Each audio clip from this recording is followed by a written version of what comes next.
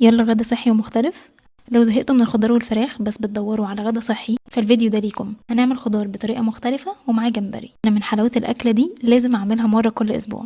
قطعت جزر بسمك متوسط، كوسة مكعبات، فلفل الوان وبطاطس. نيجي بقى للبهارات. انا بحب احط نعناع فريش بيدي طعم حلو قوي، بابريكا، شوية روزماري وشوية زعتر مجفف. بعد كده حطيت معلقة زيت زيتون. انا في خطوة مهمة نسيتها وهي الملح، وحطيته في نص التسوية. هقلب كله كويس واتأكد ان الزيت والبهارات اتوزعت كويس جدا على كل الخضروات. دخل الفرن على درجة حرارة 240 لمدة 45 دقيقة. ندخل بقى على الخطوة التانية وهي الجمبري. اول حاجة هحط زيت زيتون، اتأكد ان الطاسة سخنت كويس، وبعد كده هبدأ ان انا احط الجمبري.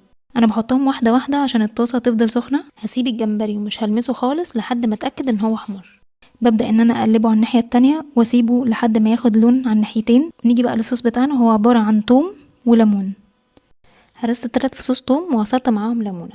خلي بالكم انا ما كنتش متبله الجمبري في الاول اصلا، لان كنت عاوزه لما احطه في الطاسه ما يكونش فيه اي ميه خالص. انا بعد ما بغسله بنشفه كويس جدا كمان. حطيت شويه ملح، فلفل اسود، وهسيبهم بقى 3 4 دقايق لحد ما اتاكد ان الجمبري استوى كويس قوي. الخضار بقى طلع من الفرن خطير ومقرمش. عملت بقى جنب الاكله دي شويه رز بسمتي. جربوا الطريقه دي وقولوا لي رايكم.